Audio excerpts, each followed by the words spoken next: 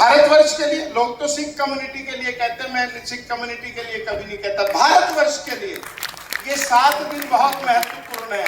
जो अपने बच्चों को बहादुर बनाना चाहते हैं, जो अपने बच्चों को निर्भीक बनाना चाहते हैं, वो इन 7 दिनों की जो महत्वता है अपने बच्चों को पूर्ण रूप से पढ़कर बताएं, गाकर बताएं, सुनाकर बताएं, कि देश के लिए, धर्म के लिए और अपनी कौम के लिए किस प्रकार से छोटे छोटे साहबजादों को दीवार में चिनाई के अंदर डाल दिया गया था। ये आज हम सब बच्चों को बताने के लिए।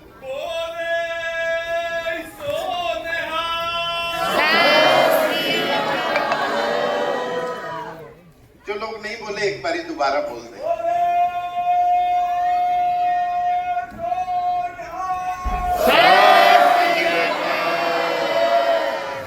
ये जो सत श्री अकाल हम बोलते हैं, ये कोई अभिवादन नहीं है, ये अपने आप में एक जज्बा है देश के प्रति, कौम के प्रति, और हुंकार है उन लोगों के प्रति जिन्होंने इस देश पर आतताई बनकर जुल्म किए थे। अभी प्रिंसिपल दीदी ने जब मेरे को सिग्नेचर करने के लिए यहाँ की मैगजीन दी, तो मैंने उस पर लिखा, विरासत से विकास की ओर। आज हमें संभालने की जरूरत है कि हमारे गुरु महाराज जी ने हमें क्या सिखाया था। गुरु महाराज जी ने हमें जहां गुरु संगत में बैठना सिखाया, लंगर की पंगत में बैठना सिखाया, देश के आम जन को कुछ देने की जो विधा थी, गुरु नानक देव जी ने जो लंगर की परंपरा शुरू करी, वो आसान बात नहीं है।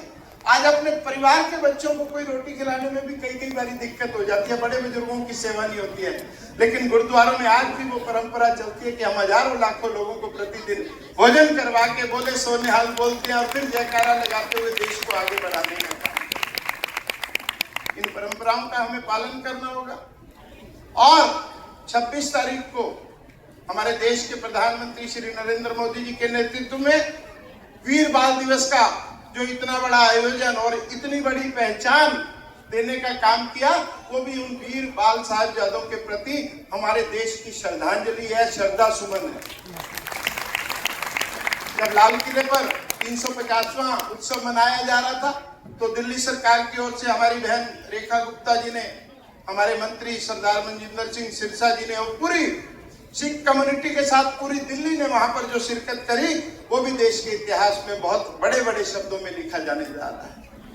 आइए आज इस शुभ अवसर पर मिलकर जितने भी लोग यहाँ पर बैठे, जो विजन, जो दृष्टिकोण सरदार संतोष सिंह जी ने पूरा किया, फिर पृथ्वी सिंह सैनी जी निरंतर उस पर काम कर रहे हैं। मेरे को लगभग 25 साल हो गए मुकेश जी, मैं सैनी साहब के पास जाता हूँ, हर साल 1-2 एडमिशन की फरियाद लेके जाता हूँ। फिर पता चलता है कि 1-2 तो हो गए, लेकिन 1-2 ही अपने मन से भी, मेरे नाम से भी कर देते हैं। और इस स्कूल की सबसे बड़ी खूबसूरती मैं बता देता हूँ, कुछ लोगों को मालूम होगी, कुछ को नहीं मालूम। इस स्कूल में डोनेशन की परंपरा नहीं, मैनेजमेंट फीस के नाम पर कुछ नहीं दिया जाता है।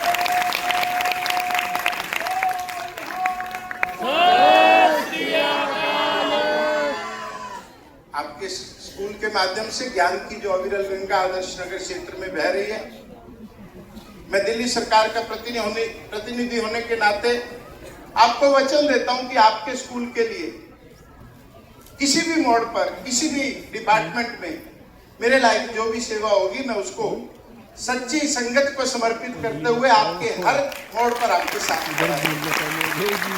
आज छोटे से छोटे स्कूल में चले जाओ, वो सबसे पहले पेरेंट्स से पूछते हैं कि जेब में कितने पैसे डाल के लाए हो। एडमिशन कराना है तो मैनेजमेंट फीस में आप क्या दे देंगे, पंखे लगवा देंगे, अलग अलग विधान।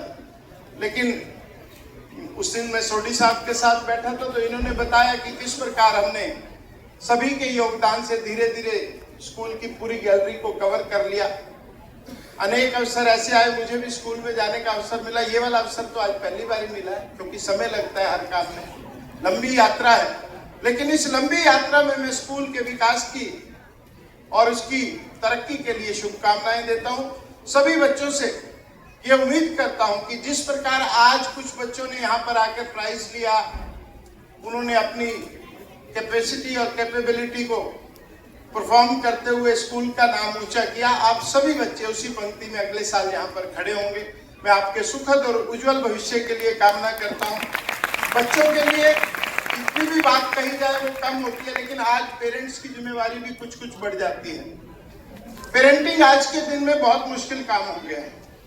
इसके लिए आजकल कई कई जगह क्लासेस चलती हैं कि एक गुड पेरेंट कैसे बना जाए। लेकिन गुड पेरेंट कैसे बना जाए, तो एक ही बात है कि बच्चों को जो उनका क्वालिटी टाइम है अगर आप देना शुरू करेंगे तो आपको गुड पेरेंट बनने की जरूरत नहीं है, आपको गुड पेरेंट अवार्ड का सर्टिफिकेट ऑटोमेटिक मिल गया है। आज हम डिजिटल अरेस्ट के युग में जी रहे हैं। छोटों से लेकर बड़े तक हम ज्यादातर टाइम जो है व्हाट्सएप देवता के साथ गुजारते हैं। सामने बच्चा बैठ के खाना खा रहा है लेकिन उसकी तरफ हमने ध्यान नहीं। मैं आपको बता सकता हूं कि जब मैं वेरी नर्सरी क्लास में था और सरकारी नर्सरी चला करती थी, उस समय किंडर केयर सरकारी चला करते थे, लगभग 1970 की बात होगी, तब हमें उस स्कूल में ईटिंग हैबिट्स बताई जाती थी। How to handle the fork, how to handle the spoon, how to handle the knife, ये तब सिखाया जाता था। आज हम घर में सामने बैठा हुआ बच्चा अपनी मर्जी से खा रहा है, ठीक खा रहा है, गलत खा रहा है, क्या खा रहा है और क्या नहीं खाना चाहिए ये भी बताने की जहमत इसलिए नहीं उठाते हैं क्योंकि व्हाट्सएप हमें बच्चों से ज्यादा प्रिय हो गया है। फिर आप कहते हैं कि बच्चे हमारी बात मानते नहीं है। अगर बच्चे हमारी बात नहीं मानते तो कहीं ना कहीं हमारी जो विरासत है, जो हमारी संस्कृति है, हम उसको आगे कन्वे करने में अपने आप को फेलियर महसूस कर रहे हैं। मजबूती के साथ पेरेंटिंग कीजिए, मजबूती के साथ बच्चों के साथ क्वालिटी टाइम बिताइए। इतनी ही बात कह के मैं अपनी वाणी को विराम देता हूँ। बहुत बहुत धन्यवाद।